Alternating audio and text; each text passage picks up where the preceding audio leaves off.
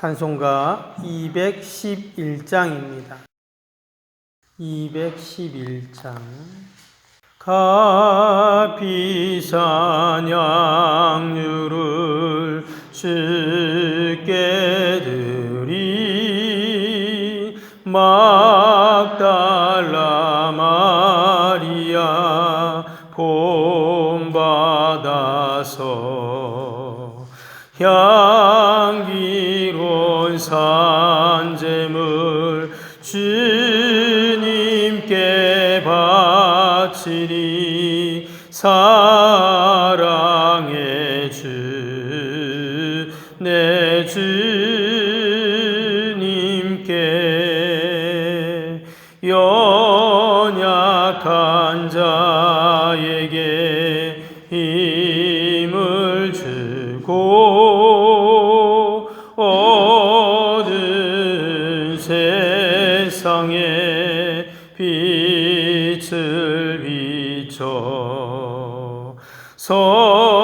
성실과 인내로 내 영제 이끌리 사랑의 주 내 주님께 어려운 마음에 소망 주고 슬픔에 쌓인 자 위로하며 길 잃은 자들을 친절히 이끌리 사랑의 주 내 주님께 인생의 왕운이 깃들어서 이 땅의 수고가 끝날 때에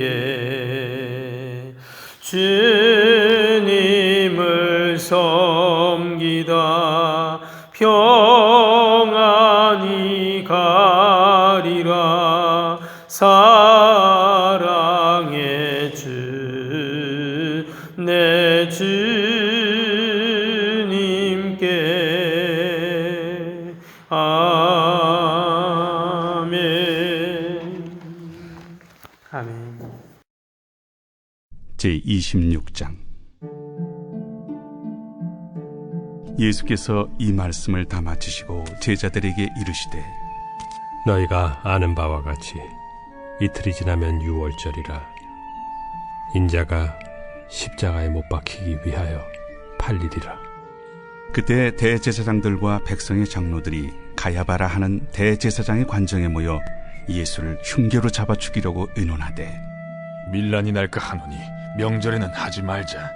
예수께서 베다니 나병 환자 시몬의 집에 계실 때 한 여자가 매우 귀한 향유 한 옥합을 가지고 나와서 식사하시는 예수의 머리에 부으니 제자들이 보고 분개하여 이르되 무슨 의도로 이것을 허비하느냐? 이것을 비싼 값에 팔아 가난한 자들에게 줄 수 있었겠도다. 예수께서 아시고 그들에게 이르시되 너희가 어찌하여 이 여자를 괴롭게 하느냐? 그가 내게 좋은 일을 하였느니라.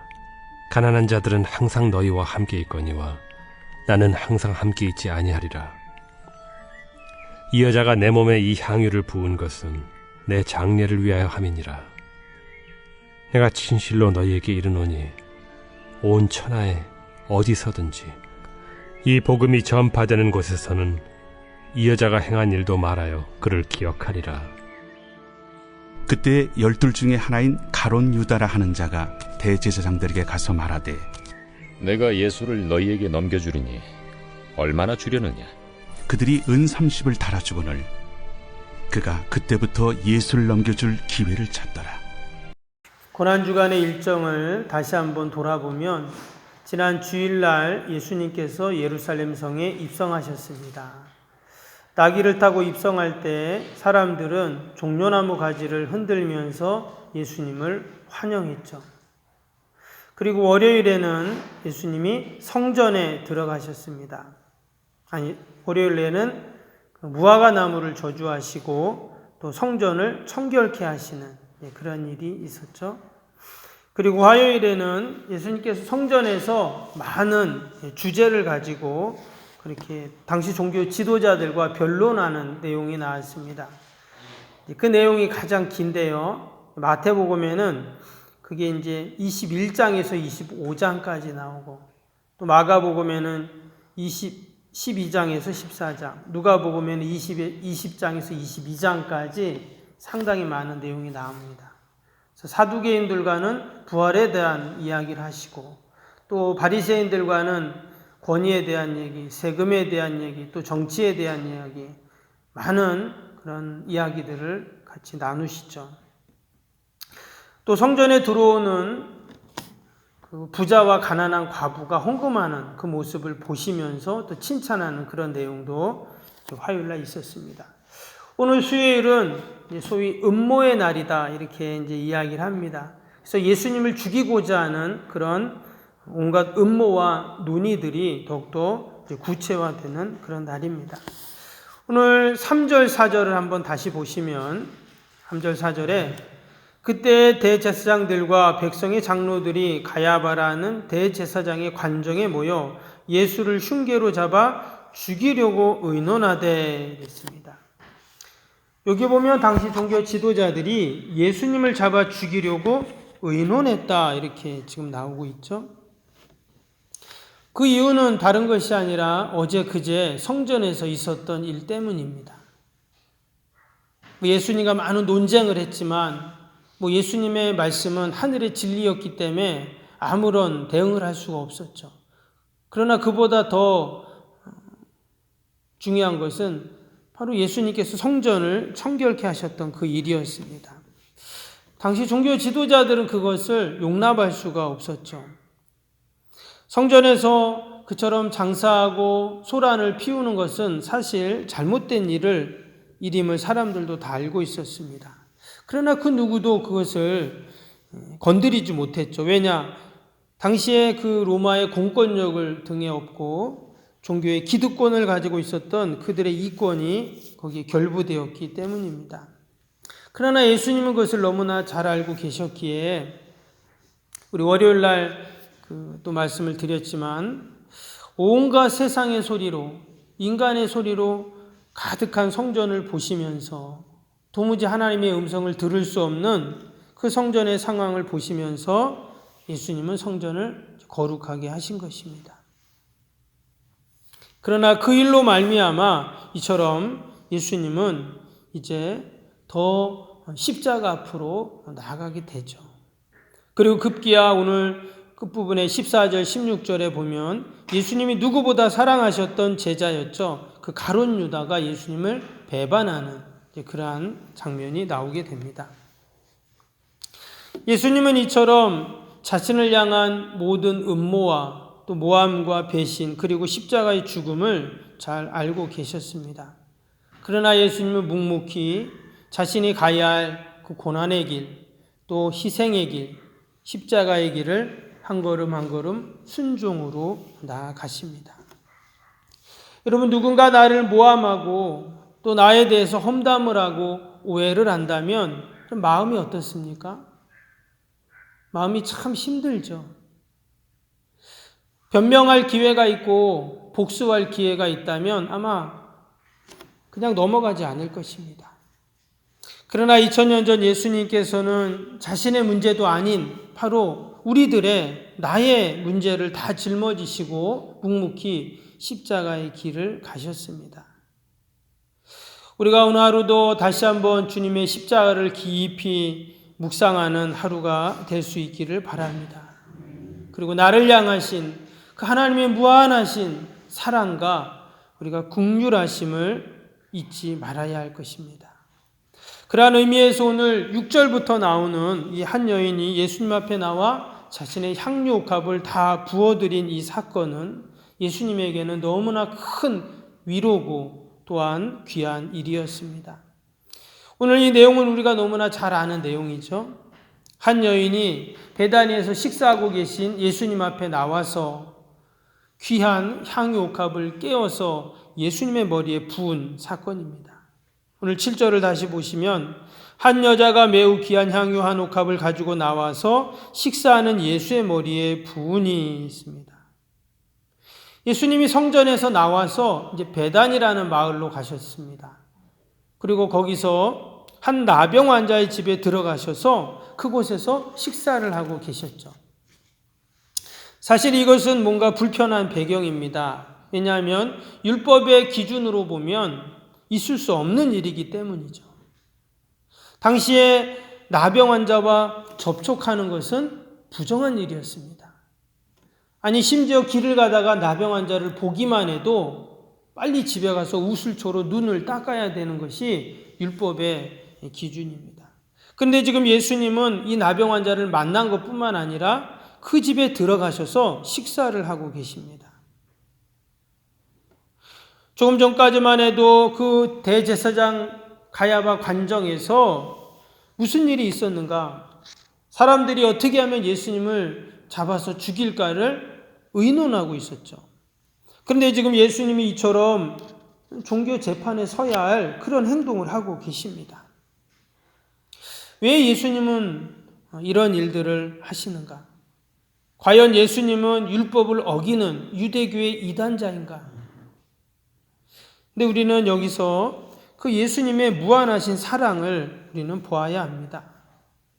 도리어 예수님께서는 지금 모든 위험을 무릅쓰고 진정한 율법의 의미와 또한 하나님의 사랑을 몸소 보여주고 계신 것이죠. 아마 예수님께서 이 나병 환자의 집에 가셔서 식사하지 않았다면 이 나병 환자는 구원받지 못했을 것입니다. 또한 이후로도 제자들은 절대 나병 환자들에게는 복음을 전해주지 않았을 거예요. 그러나 예수님께서는 수고하고 무거운 짐진 자들아 다 내게 오라고 말씀하셨죠. 여기에는 나병 환자도 포함이 됩니다. 당시 사람들은 이 가야바 관장에서 진정한 하나님의 공의가 선포되고 율법의 권위가 드러난다고 생각을 했습니다. 그러나 예수님은 그곳이 아니라 베단이라는 조그만 마을에서 그것도 나병 환자 집에서 진정한 하나님의 공의가 무엇이고 또 율법의 권위를 넘어 은혜의 영성이 무엇인가를 보여주신 것입니다. 여러분 2000년 전 그 베다니 마을의 나병 환자는 바로 저와 여러분인 줄 믿습니다.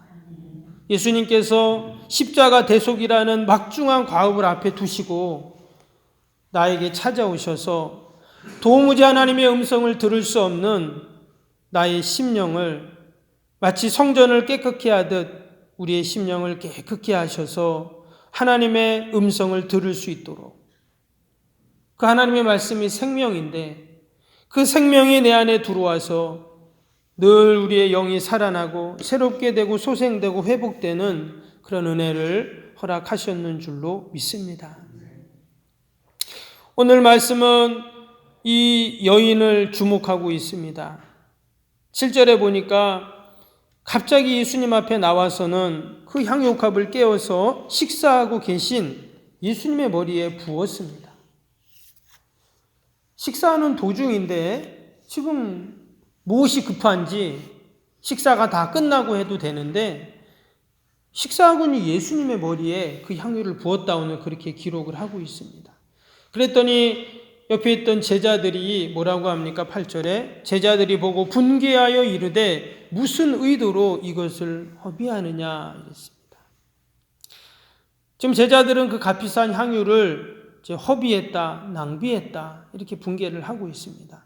그러나 이 안에는 갑자기 이런 돌발적인 행동을 한 것에 대한 그러한 당황하고 또 깜짝 놀란 것이죠. 제자들은 지금 매우 심히 분하게 여겼다 이렇게 지금 원어에는 되어 있습니다. 그 향유의 값어치대로 사용하지 않았다는 것이죠. 그런데 예수님의 반응은 어떻습니까? 뒤에 13절에 보니까 내가 진실로 너에게 이르노니 온 천하에 어디서든지 이 복음이 전파되는 곳에서는 이 여자가 행한 일도 말하여 그를 기억하리라 하시니라. 예수님은 그 여인의 행동을 나무라지 않으시고 지금 밥 먹는데 뭐 하는 거냐고 이렇게 하지 않으시고 지금 귀히 여기시고 칭찬을 하고 계십니다. 그런데 그 이유가 있었습니다. 12절에 그 이유가 나오죠. 이 여자가 내 몸에 이 향유를 부은 것은 내 장례를 위하여 함이니라. 예수님께서 이 여인이 귀한 일을 했다, 잘했다 이 칭찬을 하셨는데 그 이유가 뭐냐면 나의 장례를 위함이다 그랬어요. 이것은 다른 말로 하면 나의 십자가 죽음을 위해서다 이렇게 말씀하신 것입니다. 앞에 2절에 보니까 예수님이 정말 이틀 후면 십자가에서 달려 운명하신다고 말씀하셨죠. 사람들은 그것을 다 몰랐습니다. 이 여인도 그것을 몰랐을 것이에요. 그런데 예수님께서는 이 여인의 지금 이 일이 예수님의 죽음을 예비하는, 예수님의 죽음에 동참하는 일이라고 그렇게 지금 말씀하고 계세요. 여러분, 예수님의 죽음이라는 똑같은 상황 속에서 어떤 이들은 예수님을 흉계로 잡아 죽이려고 의논함으로 그 죽음에 동참하고, 또 어떤 이는 자신의 모든 것 같은 그 향유를 부어드림으로 예수님의 죽음에 동참하고 있어요. 우리가 이 고난주간에 무엇을 생각하며 또 무엇을 묵상해야 할까요? 예수님이 나를 위해 그 모진 고통을 당하시고 말로 다 할 수 없는 그 십자가를 고난을 받으셨습니다. 우리가 이 고난주간을 보내면서 우리도 그 고난에 조금이나마 우리가 동참할 수 있어야 할 줄로 믿습니다. 여인의 이 향유 옥합은 고통의 상징입니다. 당시 여인의 몸으로 그런 향유를 그만큼 모을 수 있다는 것, 이것은 결코 쉬운 일이 아니죠. 그런데 그 귀한 향유를 다시금 예수님 앞에 다 부어버렸어요. 이 말은 또다시 그 고통의 길을 가겠다는 결단이죠. 그래서 예수님께서는 이 여인을 그처럼 축복을 하신 것입니다. 주님은 우리가 고난의 길, 십자가의 길을 가려고 할 때 여인에게 해주셨던 것처럼 우리를 축복해 주십니다. 오늘도 우리가 주님처럼 그 묵묵히 십자가의 길을 따라갈 때 주님은 주의 백성들을 축복하시고 귀히 여기시는 줄로 믿습니다. 네, 오늘 마지막에는 이 여인과 대조적인 또 한 사람이 등장합니다. 바로 가룟 유다이죠. 14절에서 16절까지 보니까 지난 3년 반 동안 주님을 따랐던 이 가룟 유다가 주님을 팔아넘길 모종의 계약을 하고 있죠. 그는 다음 날 은 30에 결국 예수님을 팔게 됩니다. 여인은 주님을 위해서 물질을 포기했고 이 가룟 유다는 물질을 위해서 주님을 포기했습니다. 결국 십자가 앞에서 그가 진정 주님을 따랐던 이유가 다 드러나게 되는 것이죠. 주님을 이용하고 주님으로 인해서 자신의 이익을 추구하려고 했다는 것입니다. 그래도 주님은 그를 다 받아주십니다. 바로 무한하신 하나님의 사랑과 용서를 베풀어 주시는 것이죠. 우리가 주님의 십자가를 깊이 묵상하면서 나는 과연 주님을 위해서 무엇을 포기하고 있는가? 우리가 오늘도 우리의 모습을 돌아보고 또 십자가의 길을 따라가는 저와 여러분이 되기를 주님의 이름으로 축복합니다.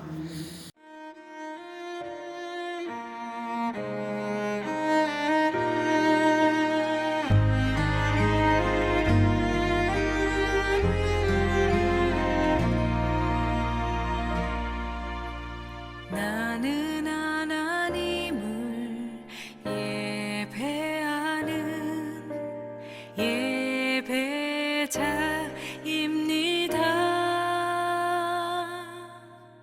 내가 서 있는 곳